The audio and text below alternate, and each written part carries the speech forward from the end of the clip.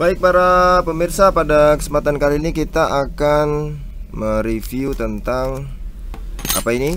Kita lihat ya, bodi kunci pintu geser. Nah, di video sebelumnya kita sudah mereview bodi kunci biasa. Nah, kalau ini bodi kunci geser. Jadi pintunya bergeser, bodi kuncinya pun khusus. Sepertinya sekilas kok tidak ada yang beda ya. Nah, kita lihat. Nah, ketika bodi kunci pintu geser ini digunakan, mungkin pintu kayu bisa, pintu aluminium bisa. Nah, nanti cara kerjanya pun dia agak sedikit berbeda. Ini kuncinya ya. Kuncinya kita lihat, ini dikasih anak 5 mata kunci.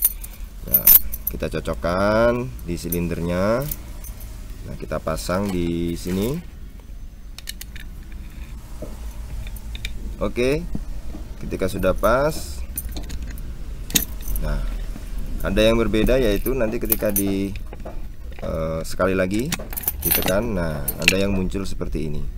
Ini sebenarnya apa? Kalau kita mau lihat bahwa ini adalah untuk mengait supaya ketika digeser dia tidak kembali lagi. Berarti nanti harus ada satu alat lagi yang berkenaan dengan itu. Nah, inilah ya. Ini. Jadi ketika ini dipasang di kusen, ya, dia nanti akan bisa menjepit. Kita lihat sini. Nah, ini fungsinya. Jadi bodi kunci pintu geser, kalau ketika Anda membeli, Anda harus cek kelengkapannya, yaitu bodi kuncinya sendiri, silinder, kunci ya.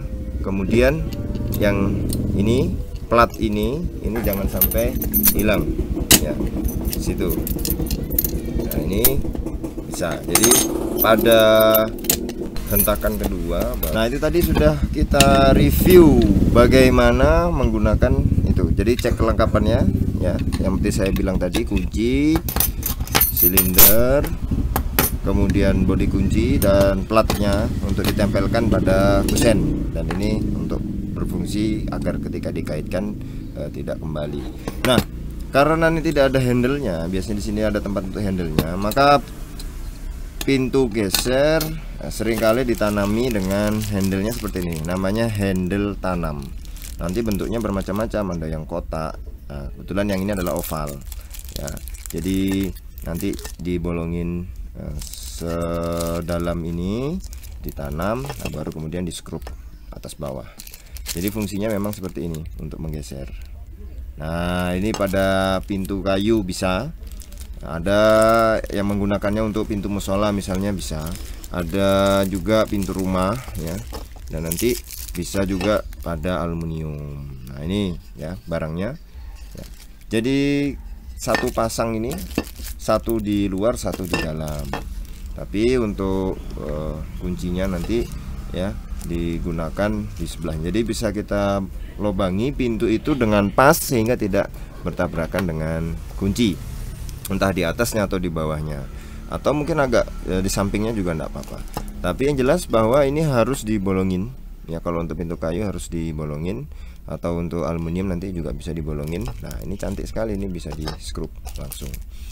Dan nanti juga kita review ya, tapi mungkin bukan sekarang, di video selanjutnya. Rel pintu geser itu ada 3 macam ukuran, 1,8, 2,1 dan 2,4 meter. Jadi kalau pintunya misalnya 90 cm, pakailah rel pintu yang 1,8, karena dia bergeser kan berarti dikali 2, pintunya bergeser berarti dikali 2. Nah, itu untuk relnya, nanti kapan-kapan kita review.